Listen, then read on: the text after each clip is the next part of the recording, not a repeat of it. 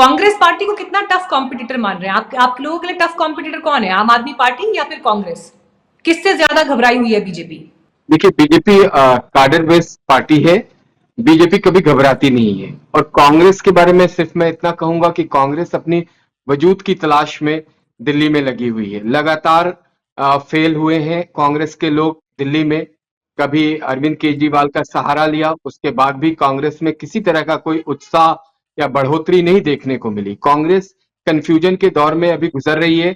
और कांग्रेस के साथ मसला यह है कि कांग्रेस अभी भी अपने आप को क्लियर नहीं कर पा रही है कि उसको एग्जैक्टली करना क्या है दिल्ली में। उसकी एक बहुत बड़ी लेगेसी दिल्ली में रही है। 15 साल दिल्ली में लगातार इनकी एक सरकार थी जिसकी मुख्यमंत्री एक महिला रही हैं। लेकिन उनके ऊपर भ्रष्टाचार का बहुत बड़ा इल्जाम लगाया। आंदोलन से निकलने वाली पार्टी अन्ना का साथ छोड़ने वाली पार्टी और उसके नेता अरविंद केजरीवाल, और उनको सत्ता तक इनके खिलाफ जो बयानबाजी करी, जो भ्रष्टाचार के आरोप शीला दीक्षित के ऊपर लगाया था अरविंद केजरीवाल ने, उसी के सहारे सत्ता मिली।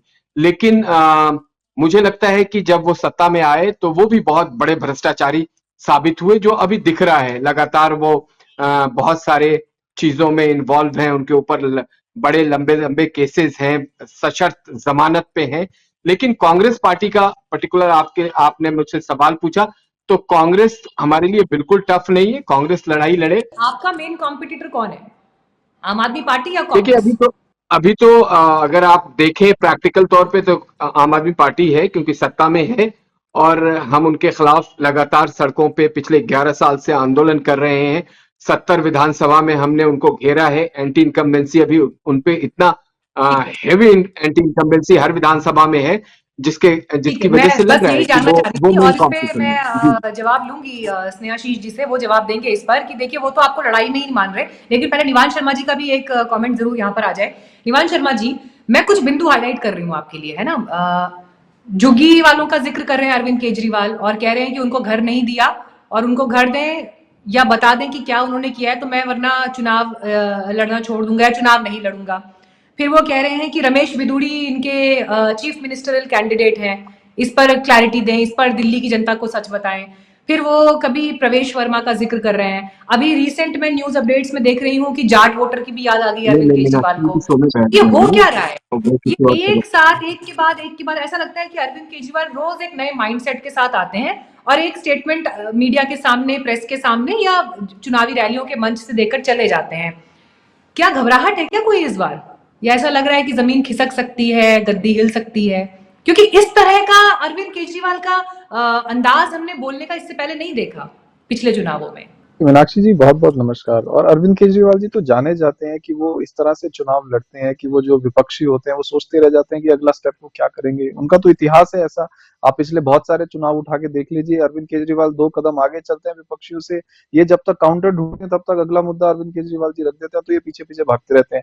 दिल्ली की सबसे इंपॉर्टेंट चीज ये है कि दिल्ली के अंदर आपने पूछा कंपेटिटर कौन है, तो मैं आपको ये बताना चाहता हूँ कि कंपेटिटर होने के लिए कुछ मापदंड होते हैं। आपके पास एक सीएम चेहरा होना चाहिए, कंपटीशन में एक सीएम चेहरा होना चाहिए, फेस सामने होना चाहिए कि जनता डिसाइड करे कि किसमें कंपटीशन है। कोई सीएम चेहरा सामने नहीं है। आपके पास एक नैरेटिव होना चाहिए, जनता डिसाइड करे कि आम आदमी पार्टी का डेवलपमेंट का नैरेटिव ज्यादा अच्छा है कि किसी और पार्टी का कोई और नैरेटिव ज्यादा अच्छा है। कोई नैरेटिव नहीं है। एक स्ट्रेटेजी होती है, इनकी कोई स्ट्रेटेजी नजर नहीं आती है। ये ग्राउंड के ऊपर इनका कार्डर नजर में नहीं आता है। ये बड़ी बड़ी बातें मीडिया में तो करते हैं लेकिन ग्राउंड के ऊपर कुछ नजर नहीं आता है। ठीक है, मैं ये पूछना चाह रही हूँ आपसे, मैंने अपने सवाल में मैंने अरविंद केजरीवाल के जिन स्टेटमेंट्स का जिक्र किया, इन सभी में दिल्ली मॉडल की चर्चा क्यों नहीं है? वो आपका रिपोर्ट कार्ड है ना, आपको तो वो दिखाकर उस पर बात करनी चाहिए। लेकिन अगर इस तरह की पॉलिटिक्स हो रही है कि जाट वोटर का क्या, झुग्गी वालों को क्या दिया, इधर क्या हुआ, उधर क्या हुआ, रमेश बिधूड़ी का नाम ले रहे हैं, प्रवेश वर्मा का नाम ले रहे हैं, अपनी लड़ाई लड़िए ना, अपनी अचीवमेंट्स पे बात करिए। डेवलपमेंट देखिए, मैं आपको बताता हूँ, जो झूठ होता है उसके पांव नहीं होते। हम तो डेवलपमेंट की बात कर रहे थे। हमने तो दिल्ली चुनाव की शुरुआत ही डेवलपमेंट के मॉडल से करी। जब इन्होंने अपना सर्वे कराया कि हाँ सच में डेवलपमेंट हुई है, तो डेवलपमेंट के मुद्दे से भाग गए। फिर ये शीश महल करने लगे। जब हमने राजमहल का मुद्दा उठाया तो ये शीश महल के मुद्दे से भाग गए। फिर ये पूर्वांचली भाई कहने लग गए। जब पूर्वांचली भाइयों ने खुलकर हमें समर्थन दे दिया तो ये पूर्वांचली भाइयों के मुद्दे से भाग गए। तो ये डेली नया मुद्दा लाते हैं और डेली जो है वो अपने मुद्दों से अपना गोल पोस्ट चेंज करते हैं, तो इनके पास मुद्दा नहीं है। जहां तक हमारी बात है, हमने झुग्गियों का क्यों उठाया, क्योंकि हम बीजेपी को एक्सपोज करना चाहते थे कि हमने झुग्गियों के लिए काम किया है, हमने वहां पे सड़कें डाली, सीवर लाइन डाली, पाइपलाइन डाली। बीजेपी ने झुग्गियां तोड़ने का काम किया, सुप्रीम कोर्ट के अंदर इनकी तरफ से केस डले हुए हैं झुग्गियां तोड़ने के लिए।